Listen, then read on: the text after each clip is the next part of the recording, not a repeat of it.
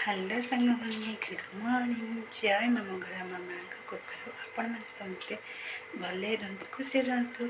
ଆପଣମାନଙ୍କୁ ଢେର ସାରା ଲିପିଦୀପ ଲାଇଭ୍ ବ୍ଲଗ୍କୁ ଆପଣମାନଙ୍କୁ ସ୍ୱାଗତ। ଆଜିର ବ୍ଲଗ୍ଟା ଆରମ୍ଭ ହେଇସାରିଲାଣି। ଠାକୁରଙ୍କଠୁ ଆରମ୍ଭ କରି ଆସିଲେ ମୋ କତିରୁ ଟାଇମ୍ ଆସିଲାଣି 7:23। ଠାକୁର ପୂଜା ସରି ମୋ କତି ଆଇଲେଣି। ସାଙ୍ଗମାନେ, ମୋ ହାତଟା ତ ବିଶ୍ୱାସ କରନ୍ତି ଭଲ ହେଇନି, ପୁରା ଦୁଃଖ ହେଉଛି। ଆଜି ଟିକେ ପୂଜ ଦେଉଛି, ସେଥିପାଇଁକି କିଛି ହେଇନି। ପତିଦେବୀ ଶୋଇଛନ୍ତି, ଉଠନ୍ତୁ, ଚା ହେବ। ଆଜି ଲବଙ୍ଗ ପାଣି ତିନିନି ଭାବୁଛି, ଯେଉଁ ଲବଙ୍ଗକୁ ମାନେ ଫୁଟେଇକି ପିଇବି। ଆପଣମାନେ ଏମିତି ଆମ ସହିତ ରୁହନ୍ତୁ। ଆଜି ମାନେ ଶ୍ରାବଣ ମାସର ପ୍ରଥମ ଗୁରୁବାର, ଯେହେତୁ ଆଜିଠୁ ଶ୍ରାବଣ ମାସ ଚାଲିଲା। ବଢ଼ିଆ ଲାଗିବ ନା ସାଙ୍ଗମାନେ, ମନ୍ଦିର ଯିବା, ପାଣି ଢାଳିବାକୁ ଯିବା। ଶ୍ରାବଣ ମାସଟା ବହୁତ ପୁଣ୍ୟ ମାସ। ମୁଁ ଆଗେ ମାନୁନଥିଲି, ଆଗେ ଶ୍ରାବଣ ମାସ ମାନେନି। କ'ଣ ଶ୍ରାବଣ ମାସ ଯେବେଠୁ ଭଗବାନ ମୋତେ କିଛି, ସବୁ ଠାକୁର ଅଛନ୍ତି, ବିଶ୍ୱାସ କରନ୍ତୁ ସାଙ୍ଗମାନେ, ସବୁ ଠାକୁର ଅଛନ୍ତି। ଖାଲି ହୃଦୟରୁ ମାନିବାର ଅଛି, ଭକ୍ତିର ସହ ଡାକିବାର ଅଛି। ଆଉ ଏମିତି ମୋ ସହିତ ରୁହନ୍ତୁ। କ'ଣ ହେଉଛି କ'ଣ ନାହିଁ ସେଟା ଆପଣଙ୍କ ସହିତ ସେୟାର କରିବି। ସାଙ୍ଗମାନେ, ସବୁଥର ପରି ଆଜି ବି ଆସିଗଲି ଚା'ଠୁ। ଚା ବି ବସେଇ ଥାଇଲେଣି।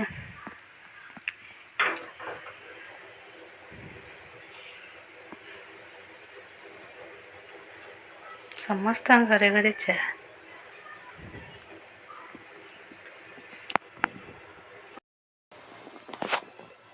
ଚା ସାଙ୍ଗମାନେ ବସେଇ ସାରିଲିଣି।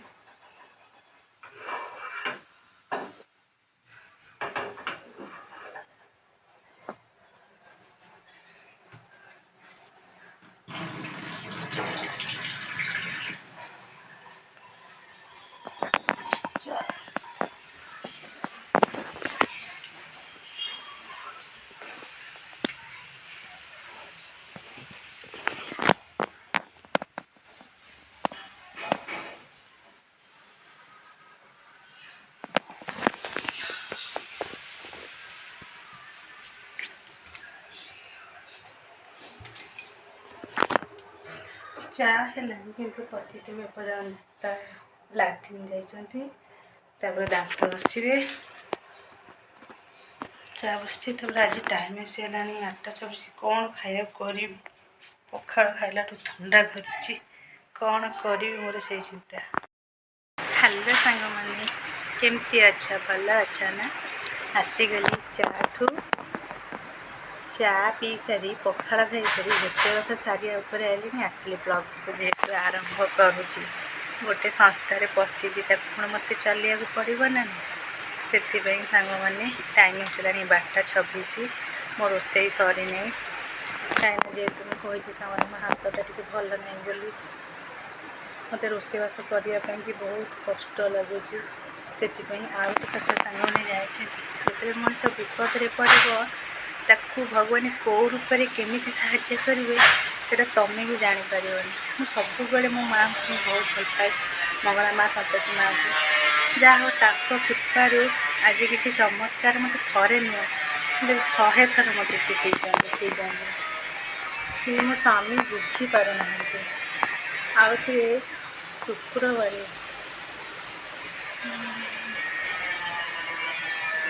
ମୋର ମନେ ନାହିଁ କେଉଁ ବାରେ, ତାକୁ ମୁଁ ଭାବିକି ଯଦି ମନେ ପଡ଼ିଲା ତାହେଲେ ଆପଣମାନଙ୍କୁ ପଚାରିଥିଲି। ଏଇଠି ମଝିରେ ପତିଦେବୀଙ୍କ ଗାଡ଼ି ଖରାପ ହେଇଗଲା, ମେଘ ହେଉଥାଏ। ମାନେ ବିଶ୍ୱାସ କରି ସାଙ୍ଗମାନେ, ମୁଁ କାନ୍ଦି ବୋବେଇକି ଆଣ୍ଠିଏ। ମୁଁ ତ କ'ଣ କରିବି? ବସିକି ସନ୍ତୋଷୀ ମାଆଙ୍କୁ, ମଙ୍ଗଳା ମାଆଙ୍କୁ ସ୍ମରଣ କଲି, ଠାକୁରଙ୍କୁ ଡାକିଲି। ବିଶ୍ୱାସ କରି ସାଙ୍ଗମାନେ, ମୁଁ ତାଙ୍କ ନାଁ ଜପି ଜପି ଚାଲିଗଲି ଛତା ନେଇକି। ଏଇଟା ସତ ଷ୍ଟୋରି, ଏଇଟା ମିଛ ନୁହଁ, ଏଇଟା ମୋ ଲାଇଫ୍ର ଷ୍ଟୋରି। ମାନେ କାନ୍ଦିକି ମଙ୍ଗଳା ମା, ସନ୍ତୋଷୀ ମା ଡାକି ଗଲାବେଳେ ଠାକୁରଙ୍କ ଦେହରୁ ପତିଦେବୀଙ୍କ ଗାଡ଼ି ଭଲ ହେଇଗଲା। ଗୋଟେ ଭାଇ, ଯାହା ହଉ, କ'ଣ ସେଇଠି ମାନେ ଭଗବାନ ଚମତ୍କାର, ମାନେ ସେଇଠି ମାନେ ଗାଡ଼ି ସଜଡ଼ା ହୁଏ ଯେଉଁଠି, ଗ୍ୟାରେଜ୍ କତିରେ ଠାକୁରଙ୍କ ଦେହରୁ ଗାଡ଼ିଟା ଖରାପ ହେଲା। କିଛି ସମୟ ପାଇଁ ସେ ଗଡ଼େଇ ଆସିଲେ ଭାରି, ଯେଉଁଥିପାଇଁକି ଗାଡ଼ି ତାଙ୍କର ସାଙ୍ଗେ ସେ କ'ଣ ଛୁଇଁଦେଲା, ହେଇଗଲା, ଠିକ୍ ହେଇଗଲା। ସେମ୍ ଆଜି ଆମର ସେ ଘଟଣା। ପତିଦେବୀଙ୍କ ଅଫିସ୍ ଟାଇମ୍ ହେଇଗଲାଣି, ଗାଡ଼ି ବିଶ୍ୱାସ କର ଚାଲୁନି। ମୁଁ ପେଲୁଛି, ମୁଁ ଧରୁଛି, ମୁଁ ବ୍ରେକ୍ ଧରିକି ତାଙ୍କୁ କେତେ କ'ଣ କରୁ, ଚାଲୁନି। ଯାହା ହଉ ସେ ଭାଇ ତିନିଟା ଭାଇମାନଙ୍କୁ ମୋ ହୃଦୟରୁ ଧନ୍ୟବାଦ। ମୁଁ ଜାଣିନି ସେ ମୋ ଭିଡ଼ିଓ ଦେଖୁଛନ୍ତି କି ନାହିଁ, କି ମୋର ସିଏ ଅଛନ୍ତି କି ନାହିଁ ମୋ ସବସ୍କ୍ରାଇବ୍ରେ କ'ଣ, ସେମାନଙ୍କୁ ମୋ ହୃଦୟରୁ ମାନେ ତାଙ୍କୁ ଧନ୍ୟବାଦ।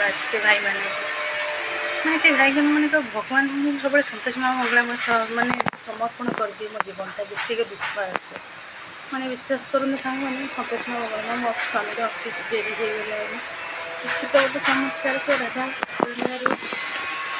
ତିନିଟା ଭାଇକୁ ଭଗବାନ ପଠେଇଲେ। ସେ ଏମିତିକା ଭାଇମାନେ ଯେଉଁଠିକି ଆମର ଦେଶ ପରିବେଶକୁ ସେ ସଫା ସୁତୁରା ରଖନ୍ତି, ସେଇଥିରେ ସେ ଚାକିରି କରିଛନ୍ତି। ସେମାନଙ୍କୁ ମୁଁ ହୃଦୟରୁ ଧନ୍ୟବାଦ।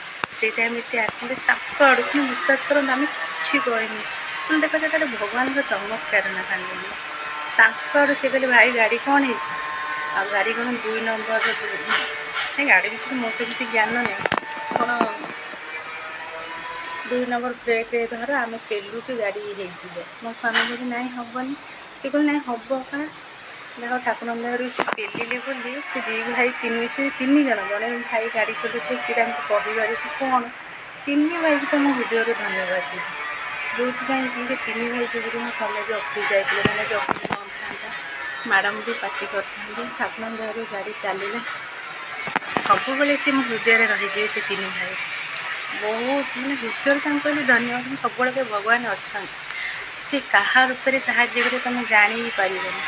ଗୋଟେ ସବୁବେଳେ ମାନେ ବାଢୁ ତ ମୋ ମଙ୍ଗଳା ମା ବୁଢ଼ା ବାବାଙ୍କୁ ତ ମୁଁ ଡାକି ଆସିଛି, ତାପରେ ଏବେ ମୋ ସନ୍ତୋଷୀ ମା, ଏ ତିନି ଚାରି ଜଣ। ମୁଁ ଗୋରେନାଥକୁ ମୋ ଡାକ ଶୁଣୁଛି, ସେଇ ତ ଗୋରେନାଥ, ସେଇ ହିଁ ଭୋଳା ବାବା ନା। ସେଥିପାଇଁ କହିଲେ ମୋର ହୃଦୟରେ ସବୁବେଳେ ସେମାନେ ଅଛନ୍ତି। ମୋତେ ବାର ବାର ଭଗବାନ ମୋତେ ବଞ୍ଚାନ୍ତି, ସତ କଥା। କାହା ପାଇଁ କ'ଣ ମୁଁ ଜାଣିନି, କିନ୍ତୁ ମୋ ପାଇଁକି ମୋ ମଙ୍ଗଳା ମା ସନ୍ତୋଷୀ ମା ମାନେ ତାଙ୍କୁ କ'ଣ କହିବି ତାଙ୍କ ମହିମା। ଜୟ ମା ମଙ୍ଗଳା ମା, ଜୟ ମା ସନ୍ତୋଷୀ ମା। ଆଉ ସାଙ୍ଗମାନେ ଟାଇମ୍ ହେଲାଣି 12:30, ସାଙ୍ଗମାନେ ଆଜି ମୋ ରୋଷେଇ ସରିଲାଣି। ଆଜି କ'ଣ କରିବି ହାତ ଯେହେତୁ ଭଲ ନଥିଲା, ସେଥିପାଇଁ କି ଆଜି ରୋଷେଇ ଚାଲନ୍ତୁ ଦେଖିବା। ଆପଣମାନେ ଆସନ୍ତୁ ଦେଖିବା ଆମର ଆଜି ରୋଷେଇ କ'ଣ ହେଇଛି। ରୋଷେଇ ବସେଇ ଦେଇଛି, ଚାଲନ୍ତୁ ପଛ ବ୍ୟାକ୍ କ୍ୟାମେରାରେ ଆପଣମାନେ ଦେଖିବେ, ପଛୁଆ କରିଦେଉଛି ଦେଖିବା। ଭାତ ବସାଇଲେଣି ସାଙ୍ଗମାନେ। ଆଜି ସିଝା ଆଳୁରେ, ଆଜି ବିଲାତି ଯେହେତୁ ନାହିଁ, ଆଉ ଆମ୍ବୁଲ ପକେଇକି କରିବି ସିଝା ଆଳୁରେ ଭେଣ୍ଡି ଆଳୁ ତରକାରୀ। ଏଠି ଆଳୁ ବି ସିଝା ତ ଆଳୁ କ'ଣ ସିଝିବ। ପତେଇ ଆସିଲା ବେଳକୁ ସେ ହେଇଯାଇଥିବ ତରକାରୀ। ଏଣିକି ଆମେ ଆମ୍ବୁଲ ପକାଇବା ସାଙ୍ଗମାନେ।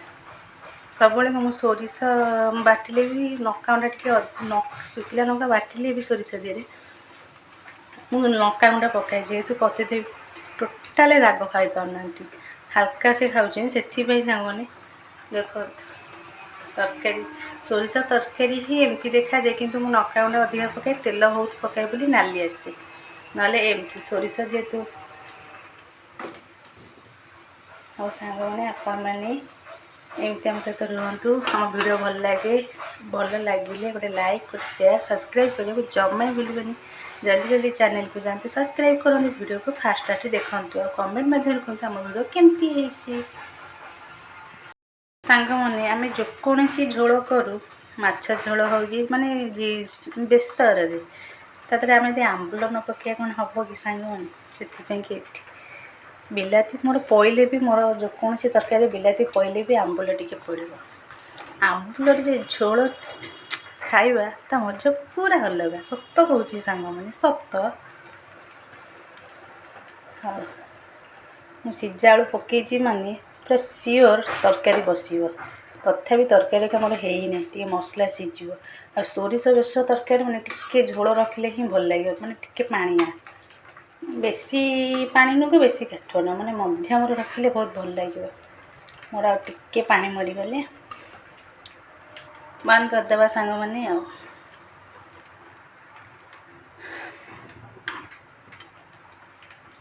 ଆମେ ଭଗବାନ ଆମକୁ ଗୋଟେ ଏମିତି ମଣିଷ ଜନ୍ମ ଦେଇଛନ୍ତି, ମାନେ କ'ଣ କହିବି ସାଙ୍ଗମାନେ, ମୋତେ ବା କହିଲେ ଯେକୌଣସି ଜିନିଷ ଦିଅ ମୁଁ ଖାଇବି, ମୋର ବାରଣ, କେବଳ ବାରଣ ଅଛି ସାରୁ ବାଇଗଣ ଲାଉ ପାଣି କଖାରୁ ଏଗୁଡ଼ାକ ଛଚିନ୍ଦ୍ରା ଏଗୁଡ଼ାକ ଖାଇବିନି। କଲରା ଟିକେ ଖାଏ, ଆଉ ସବୁ ଖାଇବି। ଏଇ ଦିନ ତ ସାଙ୍ଗମାନେ ଛତୁ ବେସର ଓହୋ ମାନେ କୋଳଥ ଡାଲିକି ସାଙ୍ଗମାନେ ଛତୁ ବେସର ଆମ୍ବୁଲ ପକେଇକି କରିବ, ପୁରା ଡନ୍। କ'ଣ କହିବି ସାଙ୍ଗମାନେ, ଭାରି ମନ ଦୁଃଖ ହେଉଛି, ଛତୁ ଟିକେ ଦେଶୀ ଛତୁ ପାଉନି।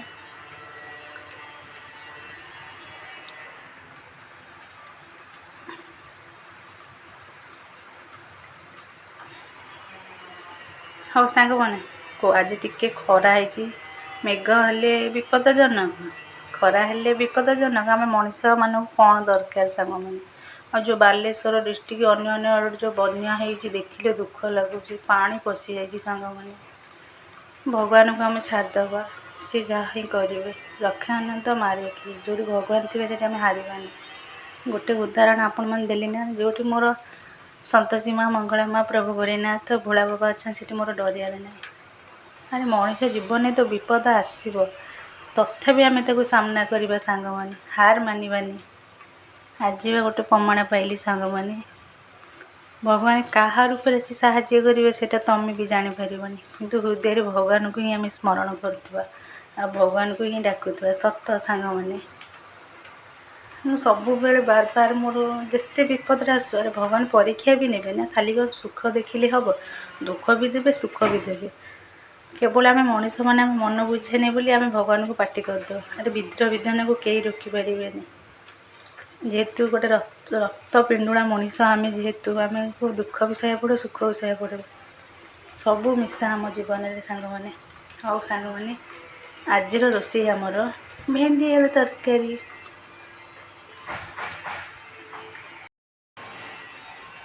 ସାଙ୍ଗମାନେ, ଆଜିର ରୋଷେଇ ଆମର ଗାଧୁଆ ବେଳର ଭେଣ୍ଡି ଆଳୁ ତରକାରୀ, ଭାତ ଆଉ ସାଙ୍ଗମାନେ ହେଉଛି ସାଙ୍ଗମାନେ ଆଜିର ଦ୍ୱିପହର ଖାଇବାର ଭାତ, ଭେଣ୍ଡି ଆଳୁ ତରକାରୀ, ପୁଣି ସୋରିଷ ଦେଇକି। ଆଉ କ'ଣ କହିବି ସାଙ୍ଗମାନେ, ଆଉ ମାନେ ଦେଖୁଥାନ୍ତୁ ମେଘ ହେଇକି ବି ମୋତେ ଏତେ ଗରମ ଲାଗୁଛି, ମୋ ଦେହରୁ ଝାଳ ହେଇସାରିଲାଣି। ଫ୍ୟାନ୍ ଯେ ଚାଲିଛି ବୋଲି ମୁଁ କବାଟ ଦେଇଦେଇଛି। ଏଠି ଝରକା ଦିଆହେଇଛି, କେବଳ ସେଇ କୋଣରେ ଟିକେ ପବନ ଯାଉଛି ସାଙ୍ଗମାନେ। ଇଏ ହେଉଛି ଆଜିର ରୋଷେଇ ଆମର। ସାଙ୍ଗମାନେ ତରକାରୀ ପୁରା ଡନ୍। ମୋର ତରକାରୀ ପୁରା ସାଙ୍ଗମାନେ ହେଇଗଲାଣି, ଏଣିକି ବନ୍ଦ କରିଦେଲି। ମୋର ଯେତିକି ଦରକାର ସାଙ୍ଗମାନେ ମୁଁ ସେତିକି ରଖିଲି। ଆପଣମାନେ ଜାଣିଛନ୍ତି କି ନାହିଁ ମୁଁ ଜାଣିନି, ମୁଁ କିନ୍ତୁ ଜାଣିଛି ସିଝା ଆଳୁ ପକାଇଲେ ଗୋଟେ ତରକାରୀ ବହଳିଆ ହୁଏ। ସେଥିପାଇଁ ସିନା ଗାଳ ଢାଳି ଖାଇଲେ ସିନା ପାଣିଆ, କିଛି ସମୟ ପାଇଁ ରହିଗଲେ ତରକାରୀର ଟେଷ୍ଟ କି ଗୁଣ ବଢ଼ିଯିବ, ପୁରା ଡନ୍। ଆଜିର ରୋଷେଇ ସରିଲା। ଆଉଥରେ ବି ସାଙ୍ଗମାନେ ଆପଣମାନେ କହିଦେଉଛି, ଯଦି ଆମ ଭିଡ଼ିଓ ଭଲ ଲାଗେ ଗୋଟେ ଲାଇକ୍, ଗୋଟେ ସେୟାର, ସବସ୍କ୍ରାଇବ୍ କରିଦେବେ। ଢେର ସାରା ଆପଣମାନେ ଆମକୁ ଭଲ ପାଇବା ଦିଅନ୍ତୁ। ଆଉ ଆମ ଚ୍ୟାନେଲକୁ ଯାଇକି ସବସ୍କ୍ରାଇବ୍ କରନ୍ତୁ, ଭିଡ଼ିଓକୁ ଫାଷ୍ଟ ଦେଖନ୍ତୁ, କମେଣ୍ଟ ମାଧ୍ୟମରେ କୁହନ୍ତୁ କେମିତି ହେଇଛି। ହଁ, ମୋର ଘୋରା ହେଲା ଗଲା। ଆଉ ପୋକ ଜୋକ କିଛି ବି ଆଜବେଷ୍ଟର ପଡ଼ିବ ନାହିଁ, ଘୋରେଇ ଦେବାଟା ସବୁଠୁ ବେଟର୍, ପୁରା ଡନ୍।